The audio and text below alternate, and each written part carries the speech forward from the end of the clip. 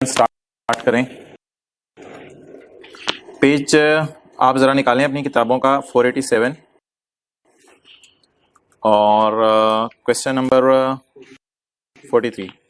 समात corporation supplies specialised material to various industrial concerns. क्या बेचते हैं जी हम? स्पेशल मटेरियल डिफरेंट फैक्ट्रीज को। The company is entered into following transactions during the month of February 2011।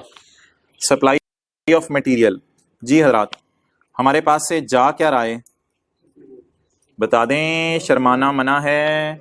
हमारे पास से जा क्या रहा है? Material. Supply of material costing 3 million to AB. AB को हमने मटेरियल बेचा है। It has been agreed that, क्या हुआ उमर भाई? ओके उमर जारी रखो। It has been agreed that, ये मुआहदे में तय पाया है that ABL would settle the transaction by paying 1.5 million in cash and balance amount by way of allowing SC to use ABL import quota। हमने फौलाद बेचा था बदले में, सॉरी आयरन बार्स बेची थी बदले में पैसे, और पीस ऑफ लैंड आया था। आगे आ जाओ। इधर हमने मटेरियल बेचा है बदले में पैसे आ रहे हैं। जरा बताते जाएं मुझे बदले में क्या आ रहा है। बदला तो नहीं लेते आप लोग, लेकिन बता दें बदले में क्या आ रहा है? Cash. It has been agreed that ABL would settle the transaction by paying 1.5 million cash and the बकाया अमाउंट, हम सेलर है ना, क्योंकि ऊपर देखें हम मटेरियल बेच रहे हैं। समात कॉर्पोरेशन सप्लाई स्पेशलाइज्ड, हम सेलर है, हम मटेरियल बेच रहे हैं, हमें बदले में पैसे आ रहे हैं, और बाकी वो हमें ना इंपोर्ट कोटा होता है, इंपोर्ट करने की इजाजत, इनटेंजिबल होता है ये, बाकी वो हमें इनटेंजिबल अपना दे रही है, यानी इस्तेमाल करने की इजाजत दे रही है इंपोर्ट कोटा। तो हमें बदले में लैंड नहीं आ रही, इंपोर्ट का इजाजत नामा आ रहा है। इसकी प्राइस उसने नहीं बताई भी। Okay, the market price of supply is 3.5।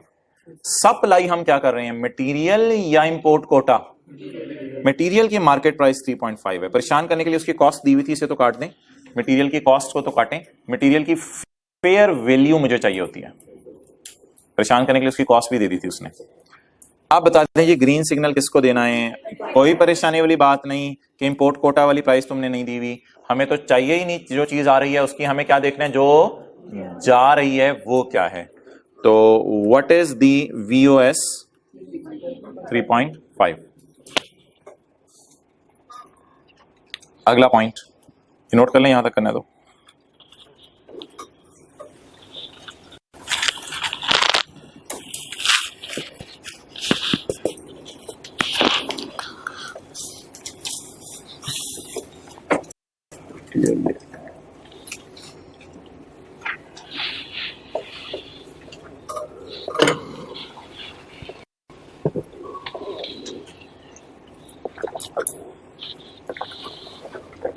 चलें जी आगे। Supply of material to DM limited, हमने सप्लाई किया डीएम को material at a discounted price of 6.8। Due to particular relation, कोई खास रिश्तेदारी थी हमारी, डीएमएल को स्पेशल डिस्काउंट दिया 15। आम हालात में डिस्काउंट दिया जाता है 8%, इसको कितना दिया? 15%। बता सकते हैं ये 6.8 वाली फिगर कितने पे पड़ी है? एक्सेलेंट। 85% किस किसने बोला, जरा हाथ पे कर दें। ये फिगर कितने पे पड़ी है? 85% पे। क्यों? Supply at a discounted price of 6.8 due to particular relation, discount of 15 is given as against normal discount of 8%। अच्छा जी, अच्छा मुझे बताएं, वैसे नॉर्मली जो लोग आते हैं उनको हम कितने की चीज बेचते होंगे? 92 की। मैं परसेंटेज में बात कर रहा हूं आपसे। और ये जो स्पेशल रिलेशन है, जिसको मैं पर्टिकुलर रिलेशन कह सकता हूं, इस स्पेशल रिलेशन की वजह से हमने इसे कितना डिस्काउंट दिया है? इसका मतलब है डिस्काउंटेड प्राइस परसेंटेज में कितनी निकल आई? 85। तो आम हालात में 100 रुपए वाली, इसको फेयर वैल्यू समझ लेना, ये चीज की फेयर वैल्यू होगी और ये ट्रेड डिस्काउंट है, तो ट्रेड डिस्काउंट माइनस करके डिस्काउंटेड प्राइस आ गई। क्लियर? अब मुझे चाहिए VOS ₹6.8 तक पहुंचते हुए कौन सा वाला डिस्काउंट माइनस हो चुका है? तो ये पड़ा है 85 पे, मुझे चाहिए 92। नॉर्मल डिस्काउंट तो दे सकता था ना, क्या आ गया? 7.36। आप लोग जिस तरीके से सोच रहे थे उस तरीके से अगर मैं निकालूं तो वो बनेगा 6.8 पड़ा है 85% पे, क्योंकि सवाल ने लिखा हुआ है डिस्काउंटेड प्राइस और लिखा हुआ है आफ्टर डिस्काउंट ऑफ 15%। तो आप लोग चाह रहे थे हम इसे मल्टीप्लाई कर दें 100 से, तो फिर जवाब आ जाता 8। फिर आप 8 में से माइनस करते 15% की बजाय 8% डिस्काउंट ऑफ दिस 8, वो भी जवाब आ जाता 7.36। अगर आप इस तरीके से निकालना चाहें पेपर में, मोस्ट वेलकम। अगर आप इस तरीके से निकालना चाहें, मोस्ट वेलकम। आपकी अपनी मर्जी है, पेपर में जिस तरीके से निकालें, आपने जवाब बस पेपर में 7.36 ही निकालना है। नोट करो, हमने किस डिस्काउंट को किस डिस्काउंट में कन्वर्ट कर दिया। आपने एक चीज पे नोट किया, प्राइस बढ़ गई है, बढ़नी चाहिए थी ना, डिस्काउंट कम हो जाएगा तो प्राइस बढ़ेगी। 6.8 से 7.36 पे चली गई है, VOS अब 7.36 है।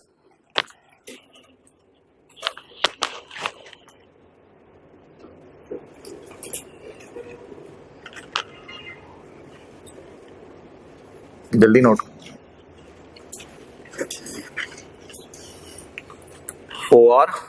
और यानी ये दोनों तरीके निकालने के। कितने दिनों बाद आयो? थोड़ा ज्यादा हो गया, कम करो दोस्त। चलो बैठ जाओ। Okay,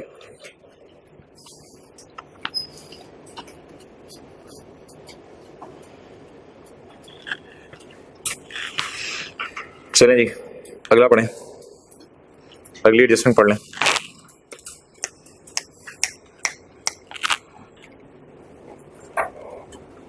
Supply of 20 ton material falling under third schedule to Falah at a wholesale price of 138. The retail price was 1.5 lakh.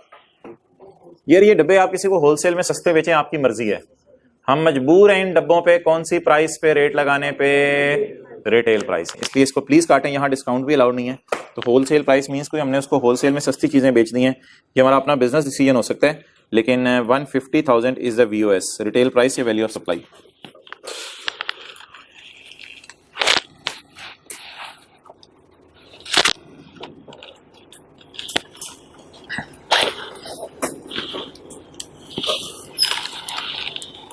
अच्छा यार, ये दो न्यूमेरिकल आपको होमवर्क में दिए थे।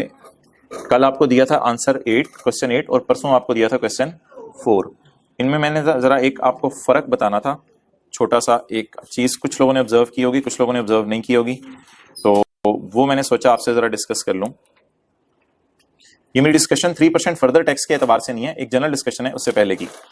ये जो आपको मैंने परसों सवाल, सॉरी जो कल सवाल मैंने आपको होमवर्क में दिया आंसर 8 मिस्टर फौलाद वाला, इसमें जरा एक चीज फोकस करें। आउटपुट कितना है? 12.8। इनपुट 2 हैं हजरात, इनपुट 2 हैं, ऐसा ही है। अच्छा, नीचे 3% ऐड हुआ, इस बात को छोड़ें, इस बात को छोड़ें। आउटपुट कितना है? 12.8। इनपुट रॉ मटेरियल वगैरह वाला कितना है? 10.4। और जब इसमें से मैंने फिक्स एसेट वाला इनपुट माइनस किया 1.7, तो मेरा टैक्स पेएबल आ रहा है, मेरा टैक्स हुकूमत को पेएबल आ रहा है। 3% फर्दर अभी छोड़ें, मैंने हुकूमत को कितना देना है? 613। क्लियर हो गया? ये कौन सा वाला सवाल था? कल वाला। ये कौन सा वाला सवाल था? कल वाला। परसों वाला आउटपुट कितने हैं? इनपुट 91 और दूसरा इनपुट, यार ये तो नेगेटिव में आ गया।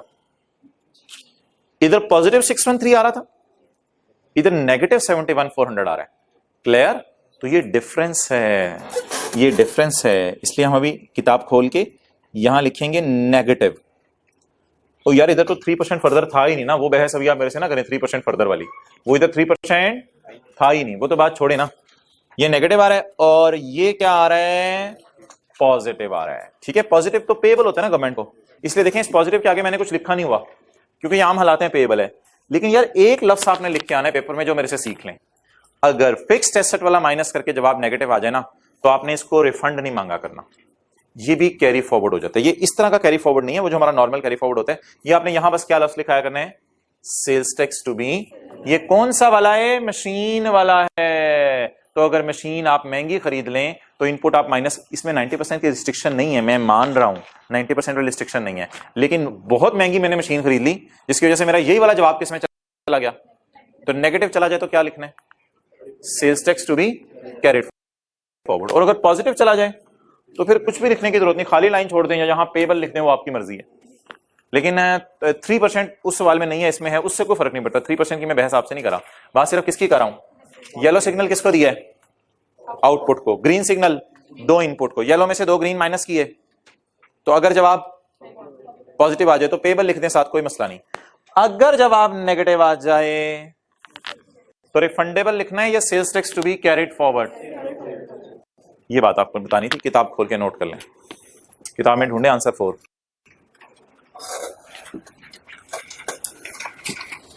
ये लफ्ज़ वैसे कितने लोगों ने पढ़ा था घर में, एक दो ने,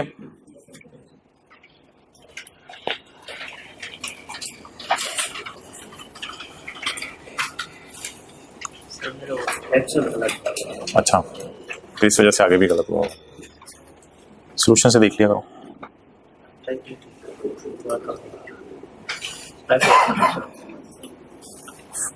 कल वाला 8 भी नहीं किया होमवर्क में, 8 तो कर लिया होमवर्क में, कल का होमवर्क ठीक है, ये परसों वाला जी, कल वाले में लिख लें भाई ये पॉजिटिव आंसर 8 में, और इधर लिख लें नेगेटिव।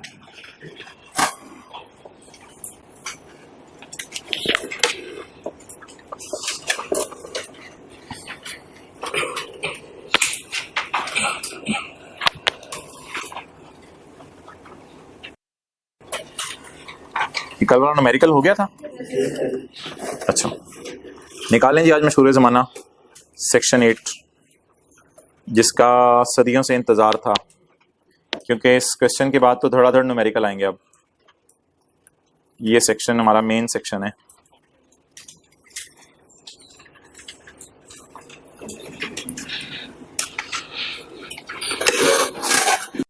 अच्छा भाई, आज के कॉन्सेप्ट पहले समझ लें। एग्जेम्प्ट सेल, एग्जेम्प्ट सेल का एक मैंने आपको अधूरा सा कॉन्सेप्ट दिया हुआ है, वो कोई मिसाल भी सही नहीं थी, बिल्कुल बिल्कुल गलत मिसाल आपको दी थी कि होंडा कार्स ने सरासिफ को टैक्सेबल गाड़ी बेची 17% डाल के, और वो मिसाल तो सही थी। राणा टुंगा को बाहर के मुल्क में गाड़ी एक्सपोर्ट कर दी, वो मिसाल भी सही थी। लेकिन मैंने कहा था होंडा कार्स ने 10 लाख की छोटी छोटी गाड़ियां बना के बेचना शुरू की, तो हुकूमत ने कहा इनको एग्जेम्प्ट कर दो यार, इस पर टैक्स ना लो। ये तो एक बिल्कुल अजीब सी मिसाल थी, उसको छोड़ें। आज सही लॉ के अंदर रहने वाली एग्जेम्प्ट सेल की मिसाल समझें। एग्जेम्प्ट सेल ना दो किस्म की हो सकती है, कुछ पर्सन्स ऐसे हैं जिनकी सेल एग्जेम्प्ट है, और कुछ गुड्स ऐसी हैं जिनकी सेल एग्जेम्प्ट है। कुछ पर्सन्स की सेल एग्जेम्प्ट है, कुछ गुड्स की सेल एग्जेम्प्ट है। गुड्स मिसाल के तौर पे लाइव एनिमल्स, अभी आने वाली है ईद, तो आपने ये नहीं कहना यार लाख रुपए का बकरा तूने मुझे लगाया, चल 1,17,000 मेरी तरफ से। लाइव एनिमल्स, पल्सेस, दालें, होली कुरान, कोई दुकानदार आपको कुरान नहीं बेच सकता 1000 रुपए वाला 1170 में, होली कुरान। इसी तरह बहुत लंबी लिस्ट है कुछ चीजों की। और कुछ पर्सन्स ऐसे हैं जिनकी सेल्स एग्जेम्प्ट है, मिसाल के तौर पे कॉटेज इंडस्ट्री। हाँ, कॉटेज इंडस्ट्री की सेल एग्जेम्प्ट है। सोचें कैसे। ये सीएनजी पंप देखे आपने, बाहर निकले ना, साथ वाला ले जाना, साथ वाले को बाहर निकले थोड़ा सा इधर, और वो साथ कारपेट की दुकान भी है। तो वो जो कारपेट की दुकान है, वो कारपेट की दुकान वाले से आपने जाके वो यार कितने बंदे रखे हैं, कहते यार 6 एम्प्लॉइज हैं। वो बिजली का मीटर, हाँ वो पिछले गली में देख लो, घरों के साथ ही बिजली का मीटर लगवाया हुआ है। अच्छा वो तेरी सेल कितनी हो जाती है, कहते मसा मार के 20 लाख 22 लाख के कारपेट भेज देता हूँ साल में। तो ये जो कारपेट बना रहा है ये कौन सी इंडस्ट्री है, छोटी सी मुन्नी सी चुन्नी सी कॉटेज इंडस्ट्री है। तो ये बता दें आप लोग अगर जाएं इसके पास और 10,000 वाला कारपेट खरीदें, तो 10,000 वाला कारपेट आपको 10,000 में ही बेचता है, क्योंकि ये छोटी इंडस्ट्री है, लेकिन होंडा वाले 30 लाख वाली गाड़ी 35 लाख 10,000 की बेचते हैं, ये 10,000 वाला कारपेट आपको 10,000 में ही बेचता है। तो कॉटेज इंडस्ट्री की सेल एग्जेम्प्ट है, लेकिन इस एग्जेम्प्ट सेल से ना इसको एक नुकसान होता है, वो सुन लें क्या है। वो इसको नुकसान ये होता है कि इसने धागा खरीदते हुए, धागा तो किसी बड़ी इंडस्ट्री से खरीद के लाया था ये, तो धागा जिन लोगों से खरीद के लाता है फाइन क्वालिटी का धागा, तो धागा जब पे करते हुए खरीदता है तो टैक्स पे कर देता है परचेज के स्टेज पे, लेकिन वो इसका डेड हो जाता है, क्योंकि आपको न्यूमेरिकल्स में मैंने बताया हुआ है एग्जेम्प्ट सेल वाले का इनपुट डेड है। तो कारपेट ये जो लोग बनाते हैं सड़क पे बैठे हुए हैं, इनको सबसे बड़ा नुकसान ये होता है कि इनका परचेज पे 17% डेड हो जाता है। तो वो जाहिर बात है, मैंने आपको एक तरीका बताया था, ये लोग फिर कारपेट ही महंगा करके बेच देते हैं ताकि टैक्स भी आप लोगों से हो जाए। लेकिन ये लोग जब कारपेट बेचते हैं तो बिल पे नहीं लिख सकते हम टैक्स लगा रहे हैं, बिल पे क्या लिखेंगे, 10,000 वाला कारपेट 10,000 में बेचा, और इनके पास सेल्स टैक्स रजिस्ट्रेशन नंबर भी नहीं होता। हाँ, अगर इनको ज्यादा दिल चाह रहा है कि ये लोग धागे वाला इनपुट माइनस करें, तो ये हालांकि छोटी इंडस्ट्री है, जाके रजिस्टर करवा सकते हैं अपने आप को। ये भी बात सुन लें, ये रजिस्टर करना मना नहीं है, रजिस्टर कराना बाइंडिंग तो नहीं है ना इन पे, लेकिन मना भी नहीं है। आप छोटी इंडस्ट्री आप जाके अपने आप को रजिस्टर करवा लें, फिर आप कारपेट पे भी 17% लगाना पड़ेगा आपको, ये फिर याद रखिएगा। फिर आप सेल पे 17 लगाएंगे, माइनस परचेज पे 17 माइनस करेंगे, और नॉर्मल तरीके से आपका न्यूमेरिकल सॉल्व होगा। लेकिन पेपर पॉइंट ऑफ व्यू से फिलहाल सिर्फ यही बात याद रखें कि कॉटेज इंडस्ट्री कौन सी सेल करती है, एग्जेम्प्ट सेल सारी। आज एग्जेम्प्ट सेल का सही कॉन्सेप्ट आपको पहली दफा दिया कि किसकी सेल एग्जेम्प्ट है, और एग्जेम्प्ट सेल वाले का नुकसान क्या होता है, इसका इनपुट डेड हो जाता है। अब एक और गुड्स के एतबार से भी मिसाल समझ लें, फर्ज करें होंडा कार्स वाले होली कुरान बेचने लग जाते हैं, फर्ज करें। अब सरासिफ को 30 लाख वाली गाड़ी 35 लाख 10,000 में बेचेंगे, और उसका इनपुट माइनस करने की इजाजत होगी टायरों वाला, और सरासिफ को 1,000 वाला होली कुरान 1,000 में बेचेंगे, और कागज का इनपुट डेड हो जाएगा। तो होंडा कार्स वाले एग्जेम्प्ट सेल अगर करने लग जाएं, आज सही वाली एग्जेम्प्ट सेल की मिसाल दी आपको, जो गाड़ी सरासे को बेची वो टैक्सेबल है, जो बाहर के मुल्क में बेची वो जीरो रेट है, और जो होली कुरान बेचा सरासिफ को, उसके लिए जो कागज खरीदा था उसका इनपुट क्या हो जाएगा, डेड हो जाएगा। तो एग्जेम्प्ट सेल वाले को एक नुकसान बताएं क्या है, उसका इनपुट क्या हो जाता है, डेड हो जाता है। और जीरो रेट वाले को फायदा क्या है, उसका इनपुट क्या हो जाता है, रिफंड हो जाता है। एग्जेम्प्ट सेल नोट कर लें। हाँ वो थी, लेकिन वो भी कैसी एग्जाम्पल थी।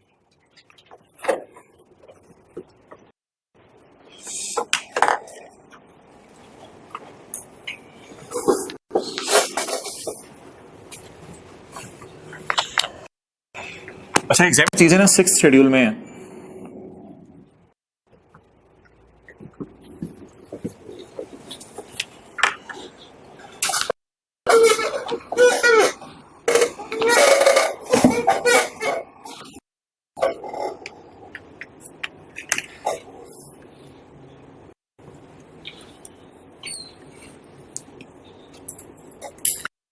निकालें जरा 6th शेड्यूल,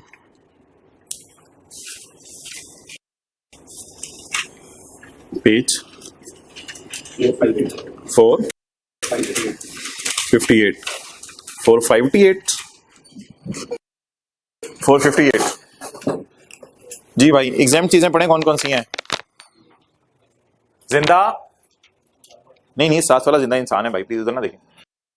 जिंदा जानवर, गोश्त, मच्छी, आंडे, लाइव प्लांट्स, दालें, फ्रूट्स, चिलीज, गन्ना, fruit juices, but excluding those bottled.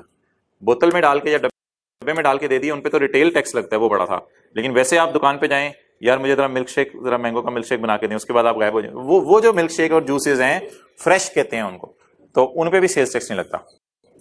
इसी तरह बर्फ, ये रेडियो पे बैठे होते हैं लोग बर्फ लगा के, बर्फ ले ली आपने, ईंटें ले ली, कंप्यूटर सॉफ्टवेयर भी माफ है। सप्लाईज बाय कॉटेज इंडस्ट्री, बस आगे सारा काट दें, बल्कि ये तो एक बात वैसे ही पुरानी है, आप तो सिलेबस में भी नहीं रही, तो ये पढ़नी भी नहीं थी यार, सॉरी मैं आपको गलती से ले आया हूं। ये आपने बिल्कुल ना याद करनी है ना पढ़नी है।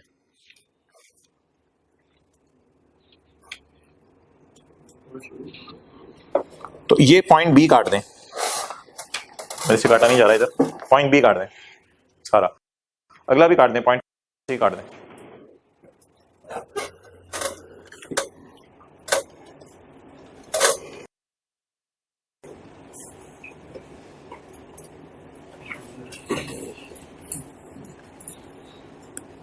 ये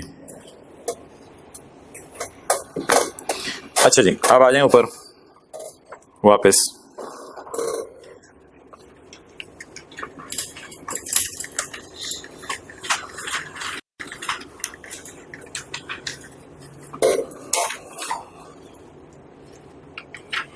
चलें जी, पेज 449 शुरू होने लगा। Text right not allowed. तो सफे पे जरा हाथ फेर लें एक दफा, ऐसे ऐसे। Tax credit not allowed. शुरू करें जी। साफ हो गए? टाकी शाकी मार ली? Tax credit not allowed. A registered person, tax credit का मतलब लिखें इनपुट, इनपुट नॉट अलाउड। यानी वो परचेजेस जिस पे 17% लगाने की इजाजत नहीं है। इनपुट, केड़ा वाला पुट? इन वाला put. Input not allowed. A registered person shall not be entitled to deduct input. Following deductions will not be allowed. वहां से मिला के पढ़े, याद है? तो अब इस लाइन से मिला के पढ़ने आपने बार बार। A registered person shall not be entitled to deduct input paid on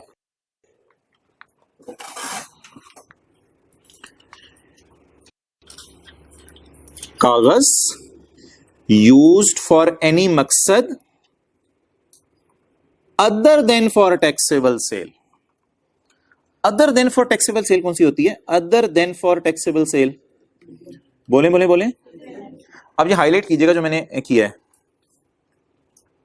कागज यूज्ड फॉर एग्जेम्प्ट सेल। अब समझ आया? लेकिन थोड़ी सी इंग्लिश का फिगर टफ है, लेकिन जो मैंने हाईलाइट किया वो आप हाईलाइटर से हाईलाइट कर लें। कागज used for exempt cell.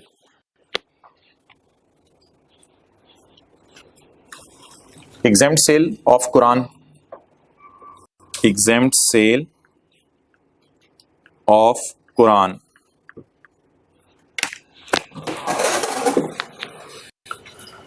The कागज used for a मकसद other than taxable sale।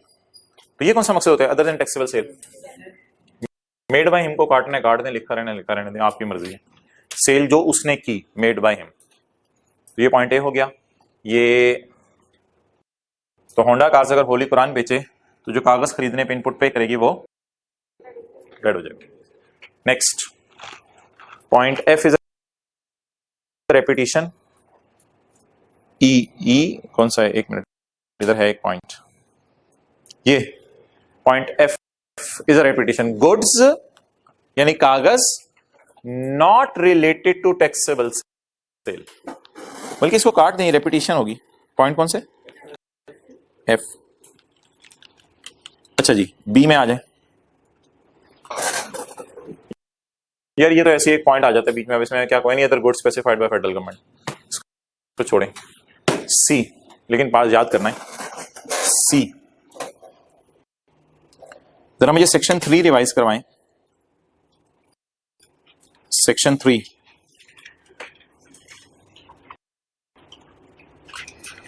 यार ये थ्योरी के एतबार से याद रखनी है चीजें।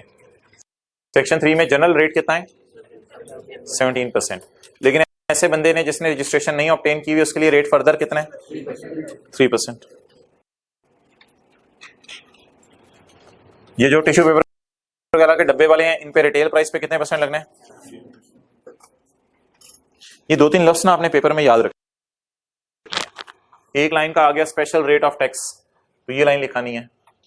एक लाइन का आ गया एक्स्ट्रा टैक्स।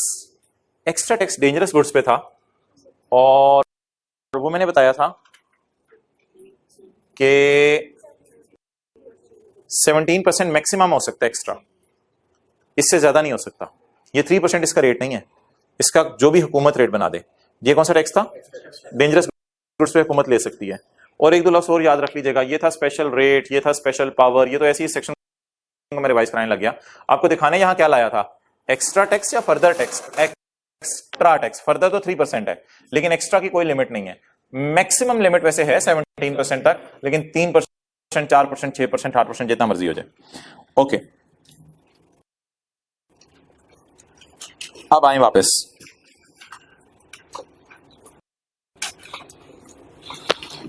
ये एक छोटा सा क्वेश्चन है। आपने सेल की चीजें 200 की जिन पे टैक्स था 17%। आपने उस 200 की चीज बेचने में जो मटेरियल इस्तेमाल किया वो डेंजरस था, उस पे आपने पे किया 17 जमा 5, ये 5 कौन सा टैक्स है? एक्स्ट्रा। लेकिन वो चीज आपने 200 की बाई की, ये वैल्यूज आपको पता है एक्सक्लूडिंग टैक्स होती हैं, पता है ना?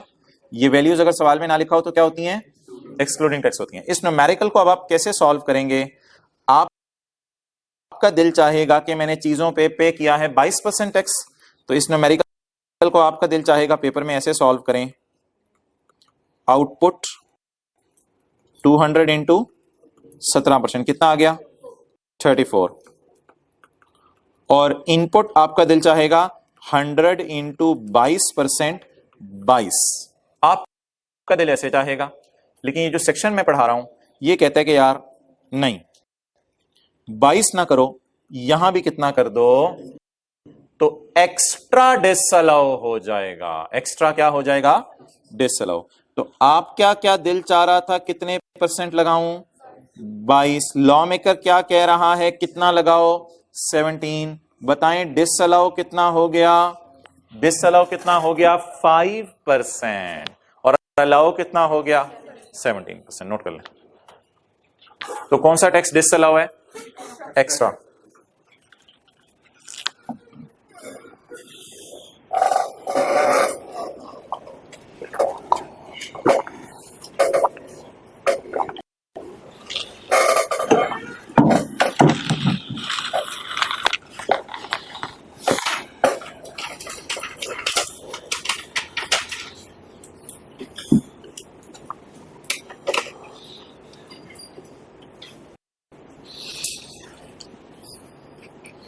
सैटरडे को शायद आपकी क्लास हो एक एक्स्ट्रा, 4 बजे से लेकर 6:30 बजे तक। बहरहाल जिनको घर वालों ने मना किया हुआ है शाम को घर से नहीं निकलते, तो मगरिब वैसे ही आजकल जो है वो 7:13 पे हो रही है, 12 पे हो रही है। ज्यादा भी मना किया हुआ है घर वालों ने, तो 8 से 10 बजे तक जब मैरिज हॉल खुलते थे आप ही घर वालों के साथ शौक से शादियों पे जाया करते थे। तो ये तो कोई एक्सक्यूज है नहीं, घर वालों ने मना किया हुआ है। बहरहाल बिल फर्ज अगर खुदा ना खासा किसी का मसला आ गया तो मैं सैटरडे को उसे बता दूंगा, गुलबर्ग में वो सेम क्लास 2:45 से लेकर 4 बजे तक ले सकेगा, तो ये ऑप्शन भी अवेलेबल होगी। बहरहाल फ्राइडे को फाइनल करते हैं हम सारी चीजें, और इन द एंड ऑनलाइन तो अवेलेबल होगी ही। इधर तो 4 से 6:30 होगी ना। पढ़ें जी, आ जाएं। ये पढ़ें क्या लिखा हुआ है। आप हजरात पढ़ने पे फोकस करें, क्या लिखा हुआ है। Screen break. हाँ जी, कौन से जी? पेज जी पढ़ें। The goods, the dangerous goods on which the extra tax is paid in addition to normal वाला not allowed है या सारा ही not allowed है? एक्स्ट्रा नॉट अलाउड है। इन एडिशन टू नॉर्मल लिखा हुआ है, नॉर्मल से ऊपर वाला नॉट अलाउड है। नॉर्मल वाला 17 तो अलाउड है, तो लिख लें जाके उधर 5% डिसअलाउ। एग्जांपल पे 5% डिसअलाउ होगा।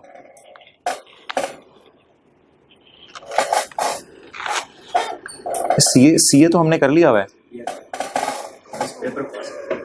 बस पेपर पास करने में रह गए हैं भाई, कह रहे हैं सीए हमने कर लिया हुआ है। अच्छा ये जरा पढ़ें कल वाला, इसमें ये जो मैंने ब्लू से अंडरलाइन किया ये पढ़ें।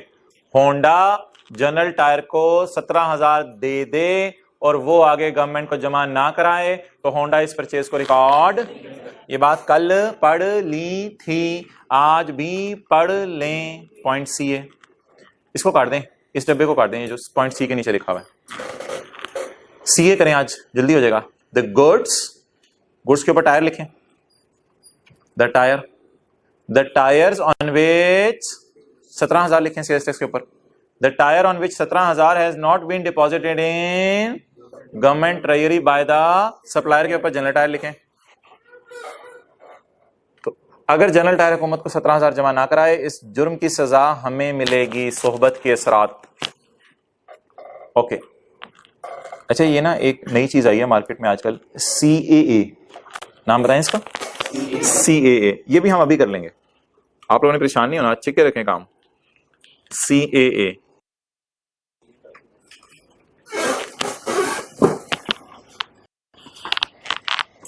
Purchases for which discrepancy is indicated by crest. Discrepancy तो मसला होता है ना, डिस्प्रीन तो नहीं है ना। Purchases for which discrepancy is identified by crest, ये मैंने आपको बताया था, अगर आपको याद नहीं आ रहा तो यहां लिख लेते हैं। हमने क्रॉस मैच करना था, क्रॉस मैच करना था, होंडा की रिटर्न से परचेजेस लेनी थी वर्सेस जनरल टायर की रिटर्न से सेल उठानी थी। अगर ये क्रॉस मैच कर गई तो कोई डिस्क्रिपेंसी नहीं थी, और अगर ये क्रॉस मैच नहीं की थी तो देयर वाज अ डिस्क्रिपेंसी। तो जिस चीज को होंडा ने परचेज में डाला है, अगर जनरल टायर में सेल में नहीं डाला तो ये क्रॉस मैचिंग नहीं हुई, तो ये परचेज भी डेड हो जाएगी आपकी। किसी और की खता थी, किसी और ने सजा पाई। ओके आगे चलें। अगला पॉइंट क्या है जी, input tax is not verifiable in supply chain. कभी जिंदगी के किसी मोड पे इनपुट टैक्स मुश्किल महसूस हो तो क्या लफ्ज बोलते हैं आप? परचेज। कभी जिंदगी के किसी मोड पे इनपुट टैक्स का लफ्ज आ जाए और परेशान हो जाए तो इनपुट की जगह क्या लफ्ज बोल के आसान कर लेते हैं चीज? Purchase is not verifiable in supply chain. Purchase is not verifiable in supply chain, इसका मतलब लिखें, लिखें उर्दू में। होंडा ने वायर्स परचेज की, पूरे पाकिस्तान में कोई नहीं मान रहा मैंने सेल की। होंडा ने वायर्स परचेज की, पूरे पाकिस्तान में कोई नहीं मान रहा मैंने सेल की। इस तरह जरा सॉफ्ट सा लिखिएगा, पूरे पाकिस्तान में कोई नहीं मान रहा मैंने सेल की। अबे आसमानों से तो नहीं, ये कौन सी तारें हैं, ये क्या चीज है? तो it is not verifiable in chain. Chain ही नहीं मिल रही, किसने किसको बेची, फिर किससे खरीदी, कहां से आई तारें। तो ये भाई ये अजीब सी बात है। ये जो वालिदैन नहीं कहते होते थे, टूटा हुआ दांत रख दो सराहने के नीचे, सुबह उठोगे पैसे ऊपर से आ जाएंगे। कुछ जगहों पे होता था, कुछ जगहों पे नहीं होता। अच्छा ये वही वाली को बात है। तो पता कहां से आई? तो ये परचेज वेरीफिएबल नहीं है, ये परचेज डेड हो जाएगी, ये परचेज मर जाएगी। यार पॉइंट डी में तो जेन्युइन परचेज आ रही है।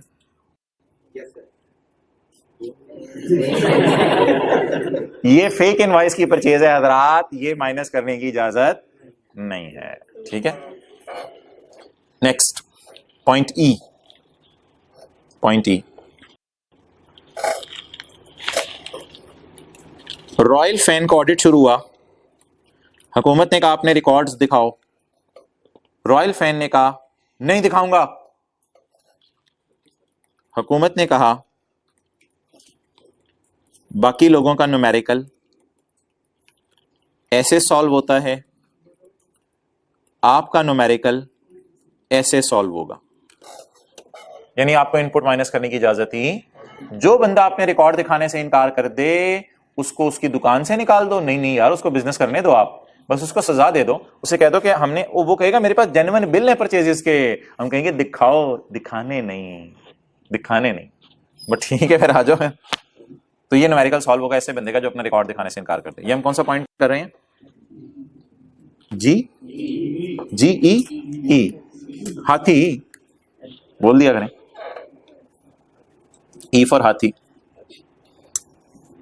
साथ वाले क्यों देख रहे हैं? ना करें यार ऐसा, ना क्या करें, हद होगी यार।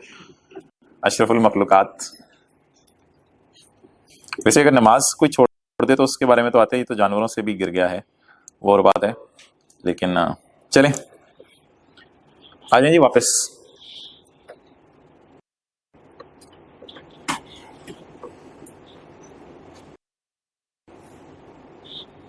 छह महीने मेहनत करके, खूब मेहनत की, गोल्ड मेडल ले लिया, लेकिन उस 6 महीने में एक फजर नमाज जानबूझ के छोड़ दी, तो 1000 भी गोल्ड मेडल मिल गए तो नाकाम है। पॉइंट जी ई हो गया भाई। ई पढ़ लें एक दफा। Purchases made by a registered person who fail to furnish information required by board. तो fail to information means records छुपा रहे अपने, ऑडिट नहीं होने दे रहा, दौरान ऑडिट अपने रिकॉर्ड्स छुपा रहा है।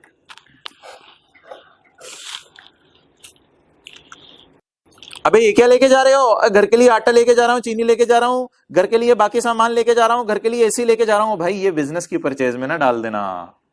Goods acquire for personal consumption, जो चीजें आप घर खरीद के लेके जा रहे हैं वो बिजनेस की परचेज नहीं है। या किसी और मकसद के लिए बिजनेस के अलावा कोई भी चीज आप खरीद लें तो वो बिजनेस की परचेज में डालने की इजाजत नहीं है। ये लिख लें, घर की परचेजेस हैं, ये बिजनेस की परचेजेस नहीं है, घर की परचेजेस हैं।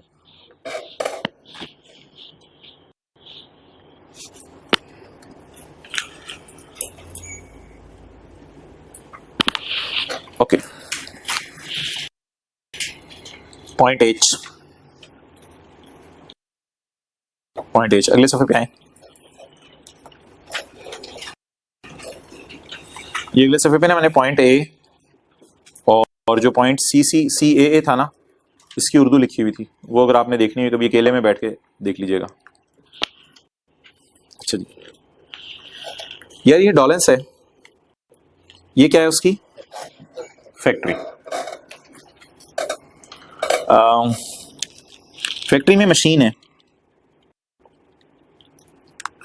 मशीन की परचेज के ऊपर आपको पता है हम न्यूमेरिकल्स में इनपुट अलाउ कर रहे हैं, और फैक्ट्री के अंदर रॉ मटेरियल है एसी बनाने के लिए, ये चीजें हैं रॉ मटेरियल एसी बनाने के लिए। रॉ मटेरियल का इनपुट भी आपको पता है न्यूमेरिकल में हम माइनस कर रहे हैं, ये वाला 90% की रिस्ट्रिक्शन लगा के कर रहे हैं, और ये 90% की रिस्ट्रिक्शन लगाए बगैर माइनस कर रहे हैं। ये हम डिस्कशन कर रहे हैं अभी तक। लेकिन यार ये जो डॉलेंस की फैक्ट्री है, डॉलेंस की फैक्ट्री, ये इसमें जो बिल्डिंग मटेरियल है जैसे ईंट, बजरी, सीमेंट, इसकी बात अगर करें तो इसका इनपुट नॉट अलाउड है। ये जो आपको नजर आ रही है ना, ये तारे हैं दीवार के अंदर, जैसे अनारकली थी ना। ओ भाईजान तेनू पता है अनारकली नु दीवार दे अंदर पाके बाहरों सीमेंट, नहीं पता तुझे? अब पता नहीं ये बात सच है झूठे, बहरहाल किसी दुनिया में रहे यार तो जिस तरह अनारकली को दीवार में चुन दिया गया था, इसी तरह ये अंडरग्राउंड वायरिंग किधर नजर ही नहीं आ रही, तो ये अंडरग्राउंड वायरिंग जो है वो दीवार के अंदर चली जाती है और वायर नजर नहीं आती, बस पंखा लगा हुआ नजर आता है। सोच रहे होते हैं ये स्विच से तार पंखे तक कैसे जा रही है, वो स्विच से तार पंखे तक कैसे जा रही है, फिर जादू पता चलता है दीवार के अंदर है। तो ये वो वाली तारें नजर आ रही हैं, फील भी हो रही हैं। अच्छा यार ये पेंट भी तो हुआ है ना, पेंट ब्लू कर देते हैं पेंट। जो फरमाइश है ना लिख लिया करो, सेशन के एंड पे एक ही दफा बता देना मुझे। ये पेंट हुआ है दीवारों पे, क्लियर? इन सब चीजों ने इनडायरेक्टली तो एसी बनाने में हेल्प की है डॉलेंस की फैक्ट्री में, लेकिन डायरेक्टली मशीन ने हेल्प की है। इसलिए लॉ मेकर कहता है इन सारी चीजों की परचेज पे अगर आपने 17% पे किया है तो ये डेड है, ये आपको माइनस करने की इजाजत नहीं है। ये जरा पढ़ें आप पॉइंट एच में, ये न्यूमेरिकल्स में आता है बड़ा। पॉइंट एच,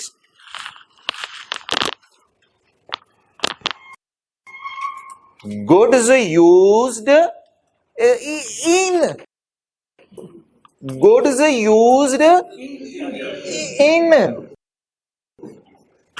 इधर लाओ camera, goods used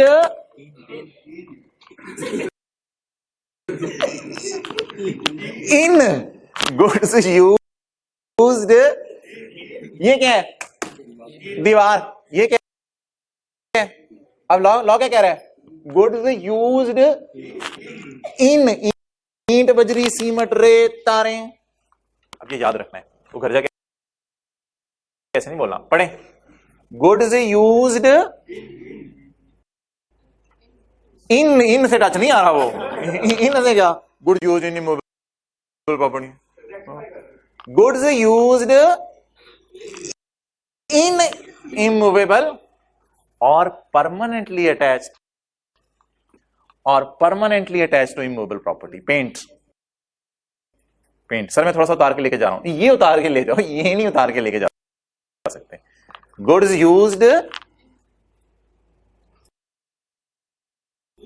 in immovable property और permanently attached to immovable property. हमने कहा यार बस बहुत हो गई है, कोई मिसालें दो, ऐसे नहीं हमें समझ आती ये इन और ये, such as building, construction material, paint, electrical, पाइपें, वायरें, केबलें। कहते हैं ये सारी चीजें इमूवेबल प्रॉपर्टी के अंदर यूज हो रही हैं, इसलिए इसकी परचेज पे 17 लगाने की इजाजत नहीं। बट एक्सक्लूडिंग का मतलब तो ऑब्वियसली भाई ये होगा ना कि इन चीजों पे लगाने की फिर इजाजत है, तो उसके लिए फिर नीचे आ जाए, दोबारा वापस आ जाए जिथे दी।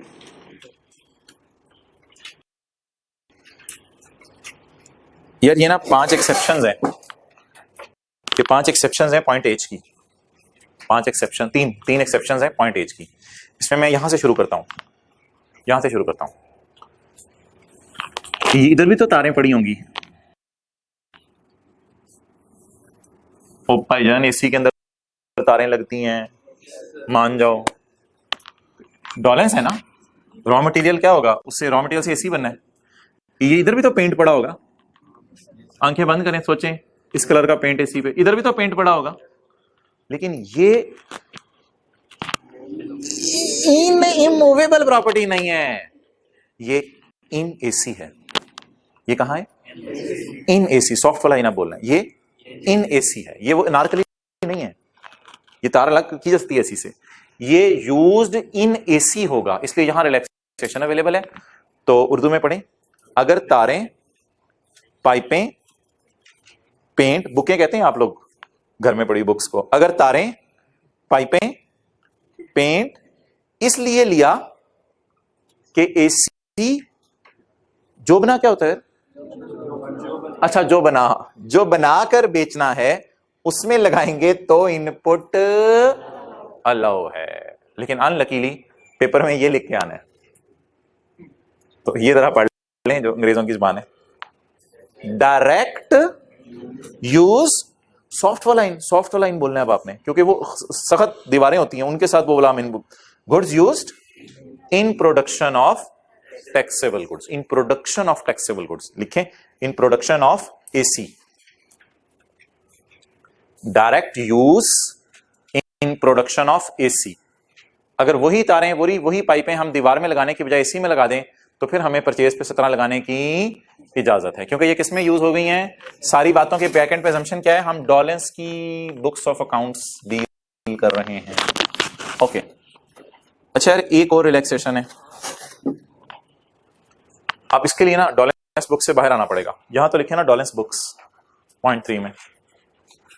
पॉइंट 2 में लिखें wire seller books, wire seller books.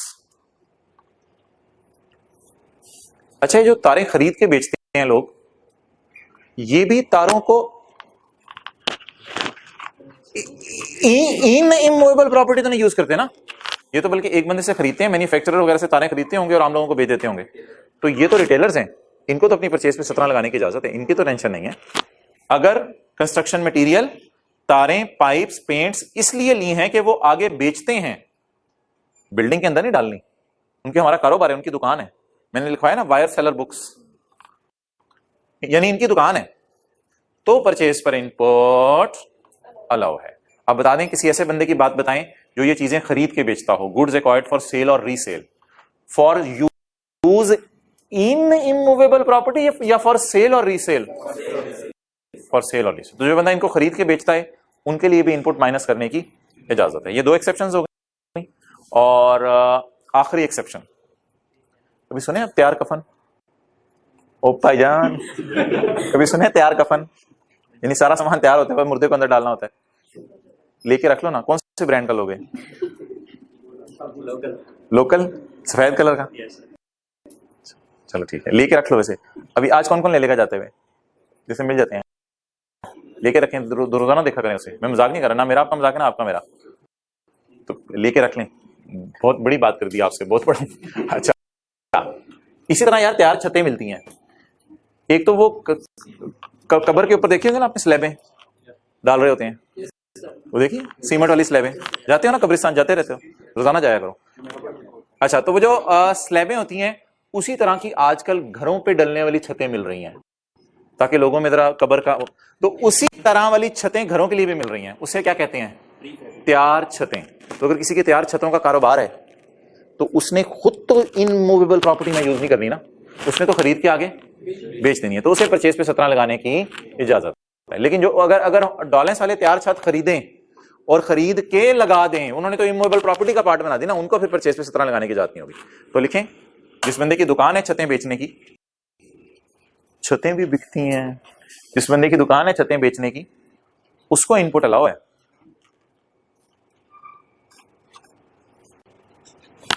देखिए साथ वाले के अंदर ही अंदर बुनियाद बन रही है न्यूमेरिकल्स की। पढ़ें आप ये जरा, जरा क्या, सारा ही पढ़ लें, जरा जरा पढ़ते तो देर हो जाएगी। बट एक्सक्लूडिंग तैयार छतों का जिसका कारोबार है, लिख लें business of selling, business of selling छतें, उसको भी रिलैक्सेशन है। इधर लिखें जिसकी दुकान है तारों की, वैसे तो लिखा हुआ है नीचे, उसको भी रिलैक्सेशन है, जिसने तारें इन के लिए यूज नहीं करनी बल्कि बेचने के लिए। और तारें वगैरह acquired for direct use in AC, वो जो एसी के अंदर आपने यूज करनी है, तो यहां रिलैक्सेशन अवेलेबल है इन 3 लोगों को। आगे चलें यार, डॉलेंस की फैक्ट्री से आप उनके एडमिन ऑफिस में चलें, इकट्ठे चलेंगे ना, बस उनके घर तक नहीं जाना, घर तक आ गए, घर तक नहीं जाना, एडमिन ऑफिस में आ जाए उनके। अल्लाहु अकबर। एडमिन ऑफिस में आपको क्या मिलेगा? पक्का, बोलो, पक्का, गड्डियां, कुर्सी,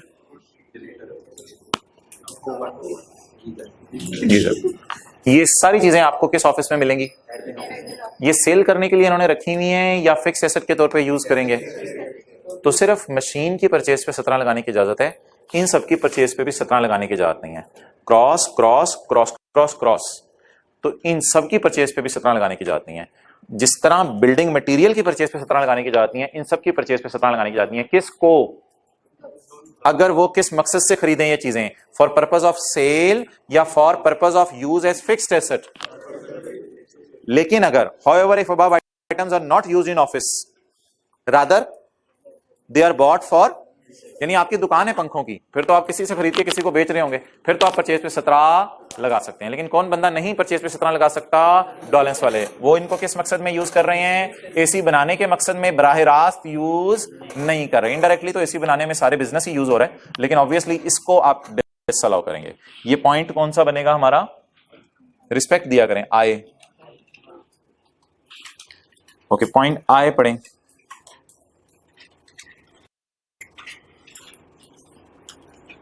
ये इसको ब्रैकेट में ले लें, ये वो ऐसे ही जरा परेशान करने के लिए। व्हीकल्स, व्हीकल्स जहन में है डॉलेंस की बुक्स, और वो जो इन्होंने एम्प्लॉइज को गाड़ियां वगैरह लेके दी हुई है। होंडा को 35,10,000 दे आए होंगे, 5,10,000 होंडा के लिए आउटपुट बन गया होगा, लेकिन डॉलेंस वालों ने इसको अपना इनपुट नहीं कहना, क्योंकि डॉलेंस ने आगे बेचनी नहीं है। मजे की बात होगी। Vehicles, part of such vehicle, जाहिर बात है व्हीकल है तो फिर उसका कोई पार्ट भी खरीदने आप जा सकते हैं। इलेक्ट्रिकल एंड गैस अप्लायंसेस नीचे थी काफी सारी, फर्नीचर भी था नीचे, ऑफिस इक्विपमेंट्स भी थे, ब्रैकेट छोड़ें, but excluding goods required for sale. और लेकिन अगर किसी का कारोबार है इन चीजों का, उसके लिए परचेज पे 17 लगाने की इजाजत है। उधर जरा जाके लिखा है नीचे, अगर किसी का कारोबार है इन चीजों का बेचना, एडमिन ऑफिस में यूज नहीं कर रही, अगर किसी का कारोबार है इन चीजों को बेचने का, तो फिर वो परचेज पे 17 लगा सकता है। यार आजकल आप लोग वो पार्ट बी वगैरह का नहीं रिक्वेस्ट करें कि पार्ट बी अपलोड कर दिया करें, कोई रिक्वेस्ट कर देता है बंदा, जरा अपने फ्यूचर की फिक्र करें कुछ थोड़ा बहुत। और पढ़ें पढ़ें पढ़ें पढ़ें पढ़ें पढ़ें, यहां पे लिखें, अगर इन चीजों का कारोबार है बेचने का, तो फिर परचेज पे 17 लगाने की इजाजत है।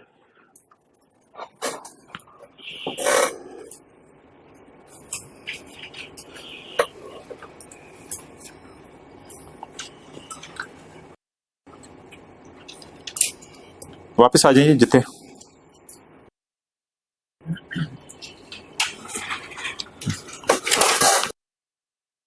But excluding goods required for sale, और एक और रिलैक्सेशन है इलेक्ट्रॉनिक कैश रजिस्टर, इसकी परचेज पे भी 17 लग सकता है। ये गवर्नमेंट पे आप जाते हैं ना ब्रेड खरीदने, साथ में अंडे भी दे देते हैं, तो वो हमारे घर वाला गवर्नमेंट है, आप अपने वाला सोच रहे हो, अच्छा। तो वहां पे मशीन पड़ी होती है, वहां जो मशीन पड़ी होती है ना, उसके ऊपर 1 2 3 4 5 7 8 9 लिखा होता है, कैलकुलेटर, बड़ा सा कैलकुलेटर टाइप जो होता है, तो वो मशीन पड़ी होती है, और उसके ऊपर गोल कलर की व्हाइट स्ट्रिप लगी होती है, और वो रसीद के तौर पे फट के बाहर भी आ जाती है, और ग्रीन कलर के डिजिटल नंबर के अंदर वहां लिखा भी जा रहा होता है, तो उसे क्या कहते हैं? Electronic register. क्या? Electronic register. वो अगर किसी बिजनेसमैन ने परचेज किया है, तो उस पर 17 लगाने की इजाजत है। Electronic cash register. ले जाइएगा साथ वाले को आज गोर में, दिखा लाइएगा वो मशीन। ओके अच्छा जी, अभी तक हमने बहुत सी गुड्स पढ़ ली जिनकी परचेज पे 17 लगाने की जरूरत नहीं है। अब बहुत सी सर्विसेज भी ऐसी हैं जिनकी परचेज पे 17 नहीं लग सकता। वो सर्विसेज सूबों के लॉज में लिखी हुई हैं, हमारे सिलेबस में नहीं है। हमारे सिलेबस में सिर्फ इतना सा है कि सूबों के लॉ ने अगर किसी सर्विस पे टैक्स लगाने से, परचेज पे 17 लगाने से मना कर दिया है तो हम इधर भी नहीं लगाएंगे। इतनी सी लाइन हमारे सिलेबस में है, ये जे फॉर जोकर वाली लाइन है, इसको याद करते हैं। Services in respect of, in respect of को तो काट के FOR लिख दिया करें ना, इन रिस्पेक्ट ऑफ तो फॉर होता है ना। Services for which input tax adjustment is रोक दी गई। बार वैसे तो रोक दी गई होता है, लेकिन हम बड़े लकी हैं कि पाकिस्तान में बाढ़ भी रोकने के लिए लगाई जाती है, तो इसलिए वहीं से ये लफ्ज शायद निकला है। तो बार का मतलब है रोक दिया। Services in respect of which input is रोक दिया गया अंडर द कौन सा लॉ? सिर्फ प्रोविंशियल लॉ। तो बस ठीक है, अगर कोई ऐसी लाइन न्यूमेरिकल में आ गई तो हम उस परचेज पे 17 नहीं लगाएंगे, लेकिन वो कौन सी सर्विसेज हैं उसको छोड़ें आप। ये पॉइंट के में ब्रैकेट में ले लें इसको। अच्छा, ये कुछ लोग इंपोर्ट करते थे एग्रीकल्चरल मशीनरी वगैरह, तो इनको भी परचेज पे 17 लगाने की इजाजत नहीं है। आप कह रहे होंगे एग्रीकल्चर वालों को तो फायदा दिया जाता है। लॉ मेकर कहते हैं पहले बड़े फायदे दे दिए हैं, बस इनको और कोई फायदा नहीं मैंने देना। तो एग्रीकल्चरल चीजें कोई लोग इंपोर्ट करते थे, ये परचेज पे 17 भी नहीं बल्कि 7 पे करके आते थे, थोड़ी इनको रिलैक्सेशन थी। लेकिन परचेज पे जो भी पे करेंगे ये डेड हो जाएगा, न्यूमेरिकली बिल्कुल इंपॉर्टेंट नहीं है। बस इसी तरह आपको कोई क्राइम करना पड़ेगा। किसी बंदे ने एग्रीकल्चरल मशीनरी मंगवाई तो 100 वाली मशीनरी पे हुकूमत को देगा 7। जब 100 वाली मशीनरी पे हुकूमत को 7 देगा तो 7 देने के ऊपर जो है वो परचेज 7 रुपए वाली आपकी डेड हो जाएगी। पॉइंट एल तो कल पढ़ लिया हुआ है, मैं हाईलाइट जो कर रहा हूं वो देखें।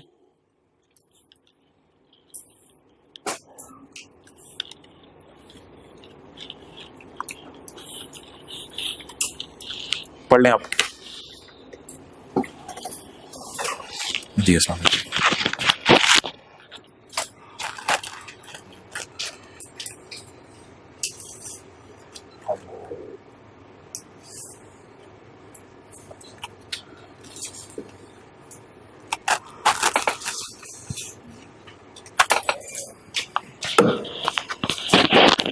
पढ़ें जी, ये पढ़ा है कल? ऊपर आए ना, ऊपर आए, ऊपर उर्दू में लिखा हुआ था कि, बल्कि आज क्रॉस मैच में भी यही बात हुई है, जिस परचेज को बोलें, जिस परचेज को होंडा ने अपनी रिटर्न में डाल दिया लेकिन जनरल टायर ने अपनी सेल में, जो परचेज होंडा ने अपनी रिटर्न में डाली है अगर वो सेल जनरल टायर अपनी रिटर्न में शो ना करें तो नीचे आए, तो होंडा इस परचेज को रिकॉर्ड नहीं कर सकता। याद आ गया? चलें आ जाए वापस। The goods which at the time of filing of return by general tire, at the time of filing of return by have not, sorry Honda है, general tire नहीं, Honda is buyer. The tires which at the time of filing of return by Honda have not been shown by general tire in his return, या ये बात तो पहले भी है, और he has not paid the tax। आगे भी शायद काट दें, इसको काट दें।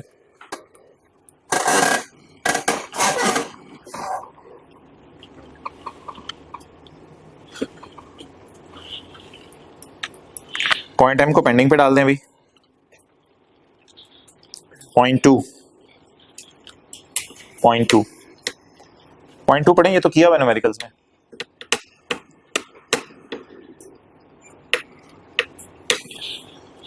ये नॉन टैक्सेबल कौन सी होती हैं? बताएं आप क्या मतलब है इसका? न्यूमेरिकल में कौन सी वाली बात कर रहे हैं?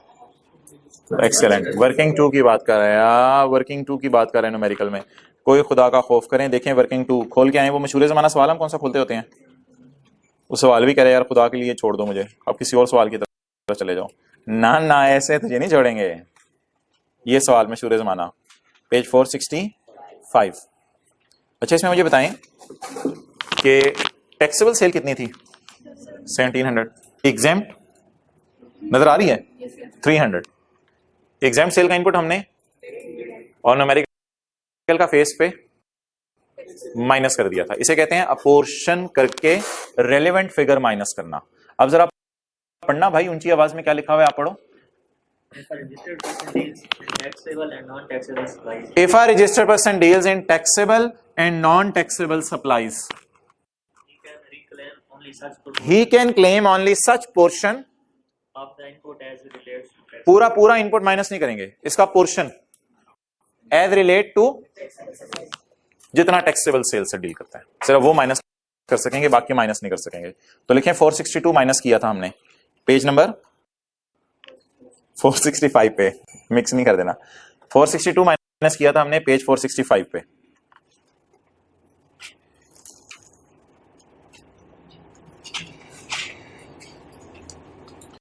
ये कुछ छोटे मोटे तोहफे साथ वाले को देते रहा करें, जरा ऐसे दोस्ती जरा बेहतर रहती है, मोहब्बत बढ़ती है। कोई नाशपान मसाला, कोई कुछ हो जाए,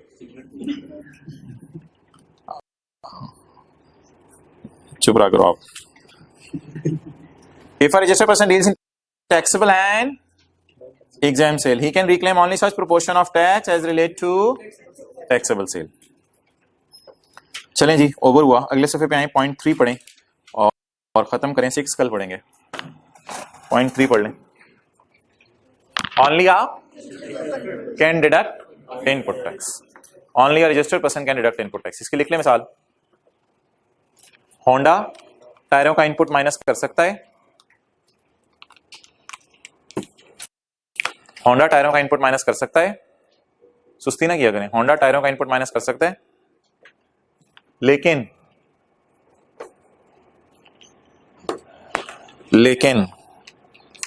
यार ये तो हमारा वैसे वही हाल है। कौन सा बटन दब गया? लोग परेशान हो जाते हैं, कौन सा बटन दब गया? ओ चलो वापस आ गया। हाँ बोले, होंडा टायरों का इनपुट माइनस कर सकता है, लेकिन कॉटेज इंडस्ट्री वाला कारपेट सेलर, आगे डैश डैश डालेंगे या बात पूरी लिखेंगे? बात पूरी लिखेंगे। और कॉटेज इंडस्ट्री वाला कारपेट सेलर धागे का इनपुट माइनस नहीं कर सकता। चेहरा शरीफ ऊपर करके आप पॉइंट 3 पढ़ लें।